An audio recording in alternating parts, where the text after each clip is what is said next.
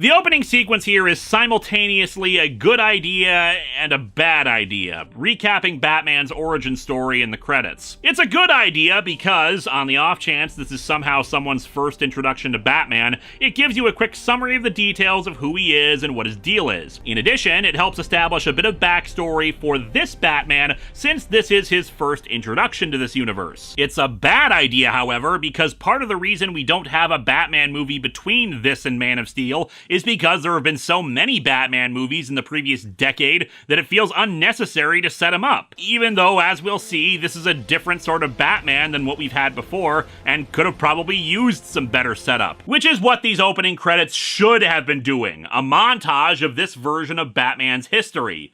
I know that Snyder knows how to do this, because he did just that for his adaptation of Watchmen. Seriously, I have many issues with his version of Watchmen. It's in the original theme song, for crying out loud. But that opening credit sequence for it is a magnificent bit of visual storytelling. Except for the Last Supper retirement party. Just what? And something like that to detail this Batman's history would have been phenomenal. Instead, it's just the same beats we've already seen. Wayne's murdered, Bruce falls into a cave full of bats. The only inclusion is Thomas Wayne saying Martha because the use of the name is significant later. But everything else has been there, done that. Oh, I'm sorry, there is one other new thing. The bats apparently gave Bruce superpowers too, since he can fly now. In the dream, they took me to the light. But dreams also have a lot of credits in them.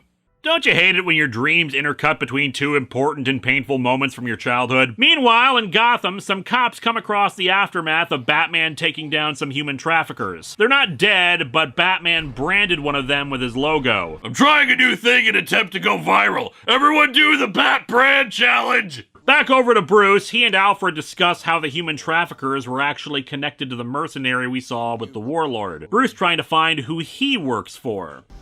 New rules. My God, Alfred! New safety regulations for Gotham's air? We're criminals, Alfred. We've always been criminals. Nothing's changed. Yeah. Snyder has expressed before how much he loves The Dark Knight Returns. And this ain't the first reference to it he's slipped into this. Hell, even incorporating scenes from it into this movie wasn't enough. He wants to do a straight adaptation of it.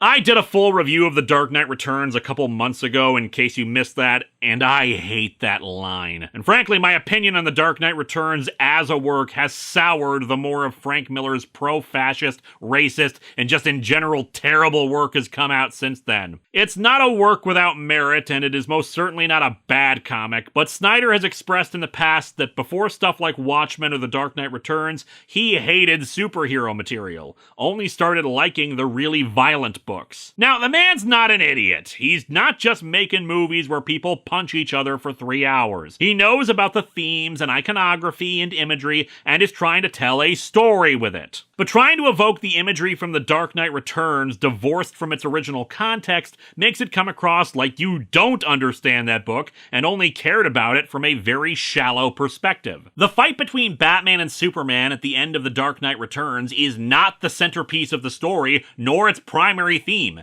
It's a story about Batman rediscovering himself and facing off against a world that is rejecting the old way of doing things. And that story actually does have some merit for a Batman movie here.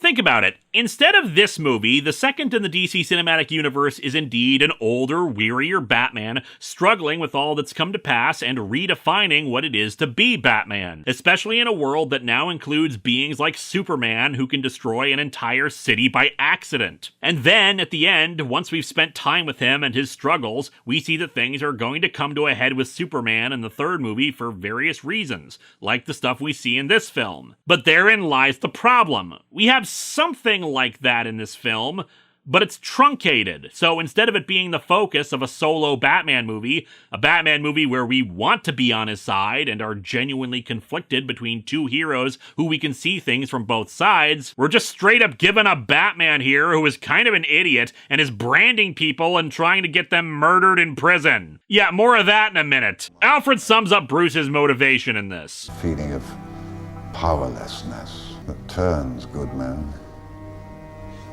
cruel. And now I shall walk away having made my point, Master Bruce. I trust you will not pursue this whole murder Superman thing anymore. We also see in the cave a Robin suit. At least I think it's a Robin suit. Yet again, this movie seems to really hate any colors besides brown, gray, and black. And like I said before, this would have had more impact if, say, the Joker killing Robin or whatever had been a part of a montage at the start. Instead, for all anyone can tell, Batman just hung up one of his own old costumes that the Joker drew some graffiti on. Or maybe they were subtly implying that the Joker in this universe is actually the same guy who wrote False God in the statue. Has about the same level of wit. Anyway, while Lois continues her investigation of the weird bullet, Clark reads an article about Batman's little branding. Namely, that inmates who have the Bat brand are being murdered by other inmates because they have it. Oh my god!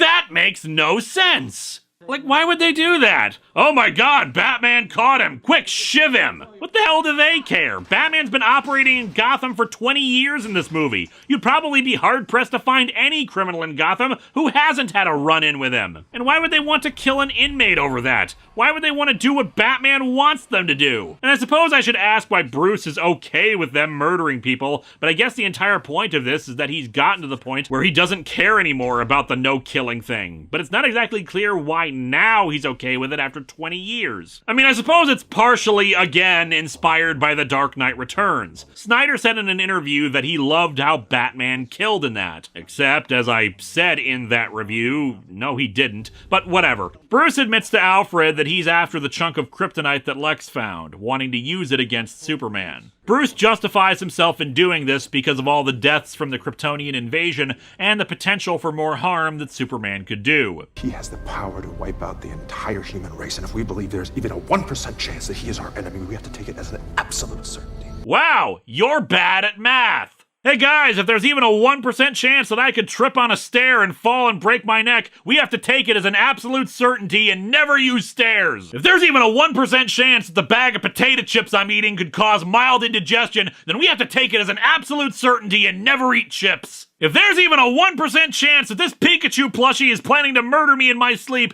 then we have to take it as an absolute certainty that it will. Don't think I don't know what you're planning, you son of a bitch! We get a good scene with Bruce afterwards. His quiet realization that he's older now than his father was when he died, and that his legacy has to be saving the world from Superman. That the one-man war on crime ultimately was pointless when it just keeps coming back. It's good stuff. It's character stuff. More of this and less pea jars. Batman goes to see Lex, somehow transforming from two guys who were there, and apparently Lex was able to convince everyone he went nuts. Yeah, I can see him pull that off. But Bruce arranged to get him transferred to Arkham. Lex cryptically says that something is coming because of Superman's death, and Batman elects not to brand him because of his character arc and all. But he still sent him to Arkham, making it clear that he's not going to be well treated there, so... growth?